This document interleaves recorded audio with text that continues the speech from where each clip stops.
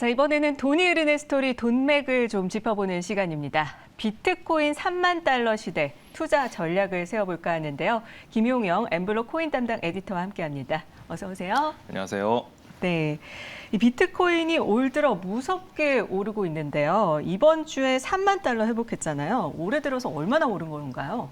네, 올해 초에 비교해서 지금 3만 달러를 보면은 연초 대비 약 82% 오른 것으로 수정이 됐습니다. 82%요. 네. 1월 1일 날 이제 거래가 16,500달러였었는데요.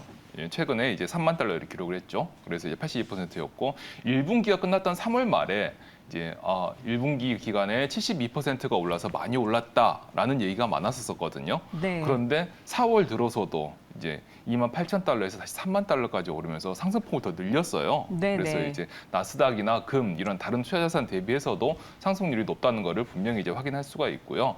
특히 이 비트코인 3만 달러는 이제 작년 6월 이후에 10개월 내에 이제 최고치를 경신했다는 점도 눈여겨봐야 될 것 같습니다. 네, 거의 뭐 10개월 만에 4천만 원을 돌파한 거잖아요. 맞습니다. 네, 어제 미국 CPI가 발표가 되면서 연준 의사록도 함께 공개가 됐는데 연준에서 얕은 경기 침체를 공식적으로 전망했다는 평가가 나오고 있습니다.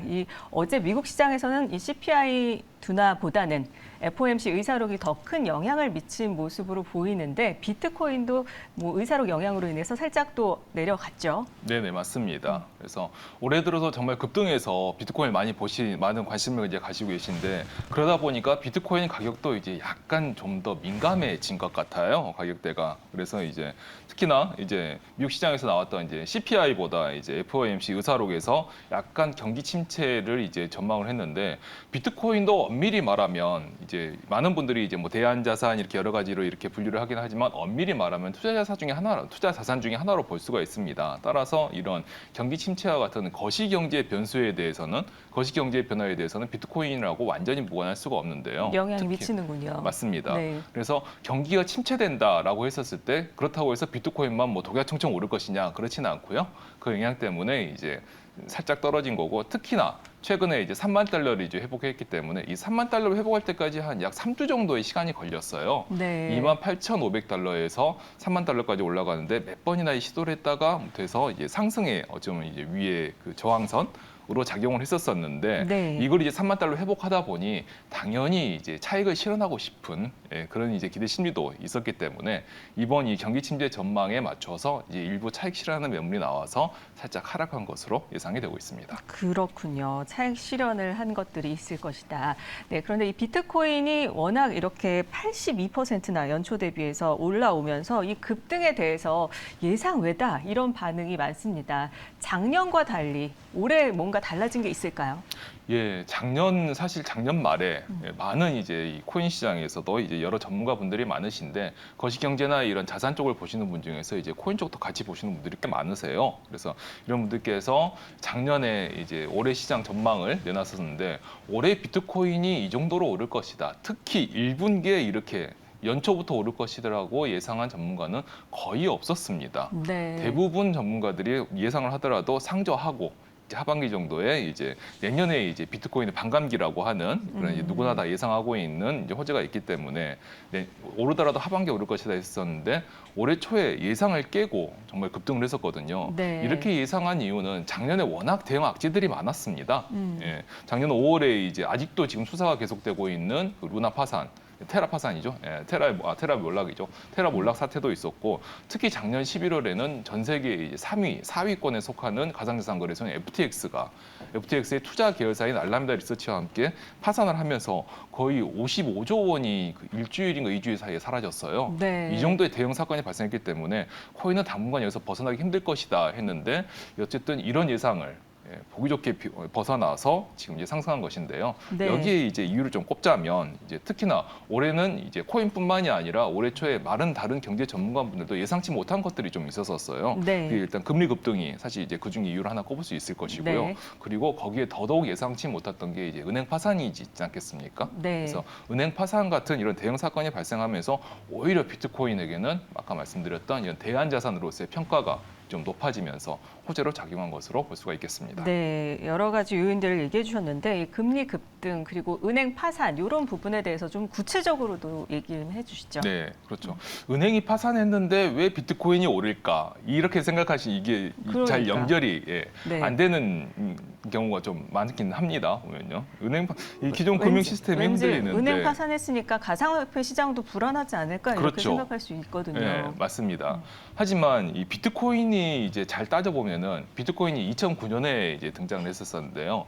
비트코인이 처음 등장할 때 살펴보면은 그 바로 비트코인 1년 전에 이제 2008년에 이제 금융위기가 있었었죠. 네. 그래서 비트코인이 2009년에 처음 시작하면서 이제 비트코인의 창시자라고 불리는 사토시 나카모토가 얘기를 할 때도 이 비트코인은 이 중앙화된 은행과 이 중앙은행과 이 은행들이 중앙 집권적으로 이렇게 무슨 문제를 해결하려고 하다 보니까 모럴 해저드가 발생하고 이 도덕적 해이와 이런 파산과 같은 이런 여러 일들이 발생한다. 네. 그래서 이거를 막기 위해서 탈중앙화 시킨다라는 취지로 이 비트코인을 만들었다고 이미 얘기를 했어요. 그래서 어찌 보면은 화폐와 금융 시스템에서 새로운 방식을 제안했었었고 그게 바로 이제 탈중앙화, 이 암호화폐 이런 거로 볼 수가 있습니다. 네. 그러다 보니까 이 은행이 파산한 게 이제 여러 이유가 있긴 합니다만 미국의 국채금리 향상 이런 국채금리 상승 이런 여러 가지 이유가 있긴 합니다만 어찌되었건 이 기존 금융 시스템 내에서 리스크를 방지 못했다라고 하는 그런 것도 이유로 꼽히지 않습니까? 네. 그래서 이에 대한 대안으로서 비트코인 같은 경우는 사실 중앙에서 리스크를 해지를 못했다라는 그런 것이 발생할 수가 없거든요. 탈중앙화된 시스템이기 때문에. 네. 그래서 이런 부분이 이제 오히려 좀 각광을 받아서 비트코인이 좀 반사 이익을 얻는 것으로 이제 평가가 되고요. 그래서 아까 말씀드렸던 이제 대안 자산이라는 측면에서 기존 금융 시스템에 대한 해지로서 비트코인을 일부 바라볼 필요가 있다라는 얘기들이 나와서 비트코인에 대한 관심이 높아지고 가격도 상승하는 것으로 예상이 보이고 있습니다. 그래서 은행 파산으로 인해서 오히려 해지 역할을 하기 때문에 비트코인에는 좋았는데 네네. 문제는 은행 파산이 좀 해결이 되고 있지 않습니까? 이럴 네. 경우에는 해지 역할을 하는 비트코인이 또 안 좋아지는 게 아닐까요? 그렇죠. 이 해지 역할이 이제 은행 파산이 한창 위기가 이렇게 올라왔었을 때, 은행 위기가 이렇게 리스크 커졌을 때 3월 그때쯤이었었는데 그때 정말 비트코인 차트를 보시면 정말 가파르게 확 올랐었습니다. 네. 그때 이제 2만에서 막 2만 8천까지 오르고 막 이랬었는데, 근데 지금은 또 어찌 보면 이제 잠잠하죠. 말씀하신 것처럼 은행 파산 위기가 이제 수습되고 있는 단계여가지고 그렇긴 한데요. 하지만 은행 이 파산이 수습된다 하더라도 은행 시스템, 이 금융 시스템 자체가 이 수습되는 데는 상당히 오랜 시간이 걸립니다. 우리는 이것을 2008년 금융위기 때 너무 잘 알고 있습니다. 얼마나 걸릴까요? 2008년 금융위기 때도 그때 이 양적 완화 등 이 중앙은행의 지원 등으로 MBS 이제 국채 매입 등으로 해서 이게 이 수습 단계를 밟아갔습니다만 네. 그때만 해도 적어도 6개월, 1년은 넘어갔었죠. 네. 뭐 완전 해소라고 하긴 그렇습니다만 어쨌든 그렇게 해서 매입한 국채에 대한 이 소화하는 것만으로도 그 정도의 시간이 걸렸던 것으로 제가 기억을 하거든요. 네네. 그래서 역시 마찬가지일 거라고 생각을 하고요. 특히나 이제 오늘 그 새벽에 있었던 연준 회의록에서도 경기 침체를 언급했지 않습니까? 네. 올 하반기에. 하지만 그 얕은 경기 침체의 이유로 은행 파산 얘기를 같이 거론을 했어요. 네. 즉 그래서 지금 이제 미국 중앙은행과 미국 정부가 지원을 했다고 해서 은행 파산 얘기가 깨끗하게 모든 게 봉합됐느냐? 그렇지는 않습니다. 네. 여전히 여기에 대해서 해결해야 될 것들이 있고 은행 파산한 은행에 대해서 다시 이 어디가 이제 인수를 하고 다시 영업을 재개하고 고객 자산을 어떻게 해야 되는지 이런 여러 가지 과정들이 남아 있고요. 여기에서도 역시 이 기존 금융 시스템에 대해서 뭔가 다른 이제 우려라든지 이런 게 발생할 가능성도 아예 배제할 수는 없는 거고요. 그래서 이 파장이 계속되고 그래서 이 여기에 대해서는 비트코인이 또 여전히 앞으로 호재를 이어갈 이런 긍정적인 이득을 이어갈 가능성도 분명히 있다고 할 수 있겠습니다. 네, 은행 위기가 빠르게 해결되는 것이 아니기 때문에 위기에 따른 긴축 완화도 호재로 작용할 수 있기 때문에 비트코인의 가격이 그럼 앞으로 어떻게 될지 궁금해지는데 정말 여기서 궁금한 가장 중요한 비트코인이 3만 달러를 넘었는데 앞으로도 더 계속 올라갈 수 있을까요? 예, 일단 3만 달러를 회복하는 데 시간이 꽤 많이 걸렸기 때문에 이 3만 달러를 두고 등락은 꽤 거듭할 것으로 보입니다. 아까 잠깐 말씀드렸습니다만 3월 은행 위기 때 이제 비트코인이 2만에서 2만 8천 달러로 급등을 했는데요. 이제 28,000달러 선에서 상당히 한 2주, 3주 동안 그래도 꽤 긴 기간 동안 공방을 벌려왔었거든요. 네. 그리고 3만 달러를 회복한 이후에도 어느 정도 그 공방은 또 계속 이어질 것으로 보입니다. 이번과 같은 이 새벽과 같은 이제 FOMC 회의록이 공개되자마자 또 영향을 받는 것도 그렇고 그리고 현재까지는 3개월 동안에 82%라면 정말 엄청난 급등이지 않습니까? 꽤 네. 많은 가격이 오른 거잖아요. 이렇기 때문에 차익 실현 이제 매물과 같은 이런 심리적인 요인도 현재는 이제 영향이 좀 클 것이라고 예상이 되고요.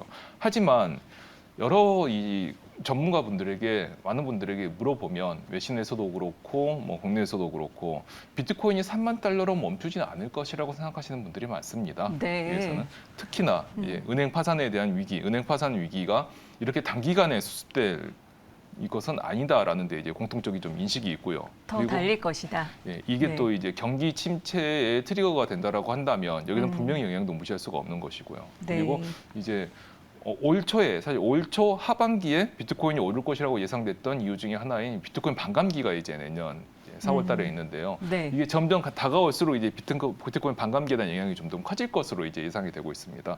그렇다라고 하면 당연히 비트코인의 희소성 가치가 또 올라가면서 가격에는 긍정적인 영향을 미칠 것으로 해서 지금 이제 비트코인이 가장 많이 올랐을 때가 이제 약 8천만 원 정도로 제가 기억을 하는데 네. 올해 그 8천만 원을 다시 회복할 수도 있다라고 전망하시는 분들도 꽤 있으세요. 와, 지금의 2배 그러면. 예. 네. 그래서 사실 이게 이제 지금 말하기엔 굉장히 섣부른 3천만 원이기 때문에 네. 말하기엔 좀 섣부른 3천만 원입니다. 네. 3만 달러이기 때문에 너무 네. 섣부르고 너무 좀 이제 그 가능성만 이제 보는 거긴 합니다만 하지만 앞으로의 비트코인이 이 긍정적인 부분이 좀 더 많다라는 거는 분명하다고 볼 수가 있겠습니다. 네. 그리고 FTX 파산 유동성 부족으로 인한 아킬레스 건도 있는 거죠. 네, 지금 현재 비트코인의 가장 큰 약점이라고 할 수가 있는데요. 작년 11월에 터진 FTX 파산의 영향이 아직도 사실 회복되지가 않았습니다. 네. 이 주식이나 이런 투자 시장에서 하시는 분들이 잘 아시겠지만 유동성이라는 게 굉장히 중요합니다. 시장에서 사고 팔 때 거래 비용이 줄어들어요. 거래 비용이 많지 않아야 되고 또 내가 사고 싶을 때 적정한 가격에 살 수 있고 팔고 싶을 때 그에 합당한 가격으로 팔 수 있는 이런 유동성이 있어야 이제 거래가 활발하게 되지 않습니까? 네. 작년 FTX 파산으로 약 거래 유동성의 절반이 줄었다고 지금 되고 있는데 이게 아직 회복되지 않고 있고요. 그리고 이 회복을 미국의 규제가 또 막고 있습니다. 네. 그렇기 때문에 이 유동성 확보 이걸 또 유념해서 보셔야 될 것 같습니다. 알겠습니다. 자, 그런가 하면 이 가상화폐 거래소 지닥이 약 200억 원 상당의 가상화폐를 해킹당했습니다. 이 200억 털린 지닥에 대해서 어떤 상황인지 구체적으로 좀 얘기를 해주시죠. 네, 이 시점이 9월 아니요 죄송합니다. 9일입니다. 네. 9일 오전으로 이제 예상이 되고 있는데요. 9일 늑장 오전에 신고했다고 문제가 되고 있던데. 네, 이 부분은 근데 좀 더 좀 엄밀하게 좀 확인을 해봐야 될 것 같습니다. 네. 지닥 쪽에서는 좀 빨리 신고했다 이렇게 또 얘기를 하는 것 같더라고요. 네. 그래서 9일날 이제 거래소에서 있는 보관 지갑이 이제 해킹이 발생해서 비트코인이 60개, 이더리움이 350개, 그리고 이제 가장 많이 이제 유출된 게 이제 위믹스인데 위믹스가 1,000만 개가 이제 외부로 유출이 됐어요. 이렇게 네. 해서 총 200억 정도, 200억 규모의 코인이 외부로 유출이 됐고요. 지닥은 이제 이 해킹 사실을 파악을 한 다음에 이제 외부 입출금을 모두 막고 지금 이제 수습을 하고 있는 것으로 지금 네. 알려져 있습니다. 전액 보전한다라고 얘기를 하던데.